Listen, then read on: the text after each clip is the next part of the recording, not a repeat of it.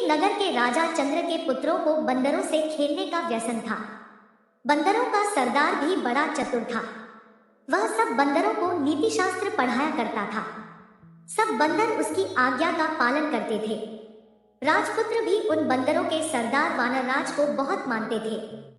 उसी नगर के राजगृह में छोटे राजपुत्र के वाहन के लिए कई मेढ़े भी थे। उनमें से एक मेढ़ा बहुत लोभी था। वह जब जी चाहे तब रसोई में घुसकर सब कुछ खा लेता था। रसोइये उसे लकड़ी से मारकर बाहर निकाल देते थे। वानरराज ने जब यह कला देखा तो वह चिंतित हो गया। उसने सोचा, इस दिन कोई नौकर इस मेढ़े को जलती लकड़ी से मारेगा। उसी दिन यह मेढ़ा घुड़ासाल में घुसकर आग लगा देगा। इससे कई घोड़े जल जाएंगे। जलन के घावों को भरने के लिए बंदरों की चर्बी की मांग पैदा होगी। तब हम सब मारे जाएंगे। इतना सोचने के बाद उसने सभी बंदरों को बुला के सलाह दी कि यह कलह किसी दिन सारे बंदर समाज के नाश का कारण हो जाएगा। कारण यह कि जिस दिन कोई नौकर इस मेढ़े को जलती लकड़ी से मारेगा, उसी दिन यह मेढ़ा घुड़ासाल में घुसकर आग लगा देगा। इससे कई घोड़े जल जाएंगे। जलन के घावों को भरने के लिए बंदरों की चर्बी की मांग पैदा होगी। तब हम सब मारे जाएंगे। सोचने के बाद उसने सभी बंदरों को बुला के सलाह दी। सब लोग मेरी बात ध्यान से सुनो। हम सब यहाँ रहे तो हम खतरे से खाली नहीं हैं। इसलिए अभी से राजगृह को छोड़ के चले जाएं। किंतु उस समय बंदरों ने उसकी बात को नहीं सुना। राजगृह में उन्हें मीठे मीठे फल मिलते थे। उन्हें छोड़कर वे कैसे जाते? उन्होंने वानरराज से कहा कि बुढ़ापे के कारण तुम्हारी बुद्धि मंद पड़ गई है। हम राजपुत्र के प्रेम व्यवहार और अमृत समान मीठे फलों को छोड़कर जंगल में नहीं जाएंगे। तुम इस लोभ का परिणाम नहीं जानते। यह सुख तुम्हें बहुत महंगा पड़ेगा। यह कहकर वानरराज स्वयं राजगृह छोड़कर वन में चला गया। उसके जाने के बाद एक दिन वही बात हो गई जिससे वानरराज ने वानरों को सावधान किया था। एक लोभी मेढ़ा जब रसोई में गया तो नौकर ने जलती लकड़ी उस पर फेंकी। मेढ़े के बाल जलने लगे। वहां से भागकर वह अश्वशाला में घुस गया। उसकी चिंगारियों से अश्वशाला भी जल गई। कुछ घोड़े आग से जलकर वहीं मर गए। कुछ रस्सी तुड़ाकर शाला से भाग गए। तब राजा ने पशु चिकित्सा में कुशल वैद्यों को बुलाया और उन्हें आग से जले घोड़ों की चिकित्सा करने के लिए कहा। वैद्यों ने आयुर्वेद शास्त्र देखकर सलाह दी कि महाराज, जले घावों पर बंदरों की चर्बी की मरहम बनाकर लगाई जाए तो सब ठीक हो जाएगा। राजा ने मरहम बनाने के लिए सब बंदरों को मारने की आज्ञा दी।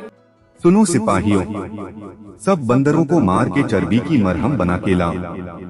सिपाहियों ने सब बंदरों को पकड़कर लाठियों और पत्थरों से मार दिया। वानरराज को जब अपने वंश क्षय का समाचार मिला तो वह बहुत दुखी हुआ। उसके मन में राजा से बदला लेने की आग भड़क उठी। दिन रात वह इसी चिंता में घुलने लगा। आखिर उसे एक वन में ऐसा तालाब मिला जिसके किनारे मनुष्यों के पद चिन्ह थे। उन चिन्हों से मालूम होता था कि इस तालाब में जितने मनुष्य गए सब मर गए, कोई वापस नहीं आया। वह समझ गया कि यहाँ अवश्य कोई नरभक्षी मगरमच्छ है। उसका पता लगाने के लिए उसने एक उपाय किया। कमल नाल लेकर उसका एक सिरा उसने तालाब में डाला और दूसरे सिरे को मुख में लगाकर पानी पीना शुरू कर दिया। थोड़ी देर में उसके सामने ही तालाब में से एक कंठार धारण किए हुए मगरमच्छ निकला। उसने कहा कि इस तालाब में पानी पीने के लिए आकर कोई वापस नहीं गया। तूने कमल नल द्वारा पानी पीने का उपाय करके विलक्षण बुद्धि का परिचय दिया है। मैं तेरी प्रतिभा पर प्रसन्न हूँ। तू जो वरदान मांगेगा मैं दूंगा। कोई सा एक वरदान मांग ले। एक राजा से मेरा वैर है। यदि तुम यह कंठार मुझे दे दो तो मैं उसके सारे परिवार को तालाब में लाकर तुम्हारा भोजन बना सकता हूँ। मगरराज ने यह सुनकर अपना कंठार बंदर को दे दिया। बंदर ने कंठार पहनकर राजा के महल में चला गया। उस कंठार की चमक दमक से सारा राजमहल जगमग उठा।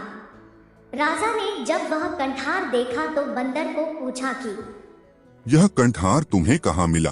बंदर ने कहा कि राजन, यहाँ से दूर वन में एक तालाब है। वहाँ रविवार के दिन सुबह के समय जो तालाब में गोता लगाएगा उसे वह कंठहार मिल जाएगा। राजा ने इच्छा प्रकट हुई और समस्त परिवार और दरबारियों से कहा कि कल सुबह हम सब उस तालाब में जाकर स्नान करेंगे, जिससे सबको एक एक कंठहार की प्राप्ति हो जाएगी। निश्चित दिन राजा समेत सभी लोग वानरराज के साथ तालाब पर पहुंच गए। किसी को यह न सूझा कि ऐसा कभी संभव नहीं हो सकता। सुबह होने पर सब लोग जलाशय में प्रवेश करने को तैयार हुए। तब वानरराज ने कहा कि महाराज आप थोड़ा ठहर जाएं, पहले लोगों को कंठहार लेने दीजिए। आप मेरे साथ जलाशय में प्रवेश कीजिएगा। हम ऐसे स्थान पर प्रवेश करेंगे जहां सबसे अधिक कंठहार मिलेंगे। जितने लोग जलाशय में गए सब डूब गए, कोई ऊपर नहीं आया। उन्हें देरी होती देखकर राजा ने चिंतित होकर वानरराज की ओर देखा।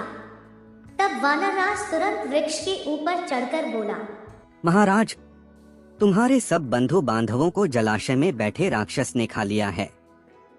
तुमने मेरे वंश का नाश किया था, मैंने तुम्हारा वंश नष्ट कर दिया। मुझे बदला लेना था, ले लिया। जाओ, राजमहल को वापस चले जाओ। राजा क्रोध से पागल हो रहा था, किंतु अब कोई उपाय नहीं था। वानरराज ने सामान्य नीति का पालन किया था।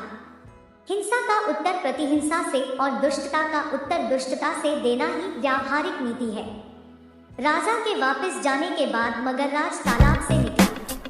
उसने वानरराज की बुद्धि की बहुत बहुत प्रशंसा की। तो दोस्तों, कैसे लगी यह कहानी?